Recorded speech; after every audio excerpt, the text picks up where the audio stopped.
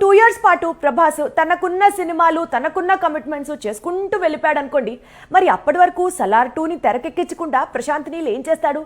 Definitely junior NTR టైగర్ని కలవబోతున్నట and తన next project గురించి discuss చేస్తున్నట. Already ఈ సినిమాకి సంబంధించిన ప్రీ షూటింగ్ వర్క్ అంతా కూడా స్టార్ట్ అయిపోయిందంట. సలార్ సీక్వెల్ కు టైం ఇచ్చి తన సినిమాల్లో ప్రభాస్ బిజీ అయితే కనుక ఇక KGF 3 తర్వాతే సలార్ 2 వస్తుందని చెబుతున్నాడట ప్రశాంత్ నీల్. అదే జరిగితే సలార్ రావడానికి మరో 4 ఏళ్ల సమయం పట్టినా ఆశ్చర్యం లేదు. ఎందుకంటే సలార్ 1 రిలీజ్ తర్వాత ఎన్టీఆర్ తో సినిమా ఫిక్స్ చేసుకున్నాడు ప్రశాంత్ నీల్. అందుకోసం బల్క్ గా డేట్స్ ఇచ్చాడు టైగర్.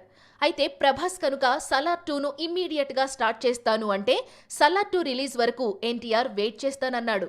ఇప్పుడు ప్రభాస్ కనుక సలార్ సీక్వెల్ కు టైం ఉంది అంటే ప్రశాంత్ తో సినిమా చేసేందుకు ఎన్టీఆర్ రెడీ అయిపోతాడు. మరోవైపు ఎన్టీఆర్ తో మూవీ తరువాత ప్రశాంత్ నీల్ చేతిలో KGF 3 ఉంటుంది. అందుకు తగ్గ స్టోరీని ఆల్రెడీ ప్రశాంత్ రెడీ చేసేశాడు. టాక్సిక్ కంప్లీట్ అయిన తరువాత రాకీ భాయ్ KGF 3లో నటించాలనుకుంటున్నాడు.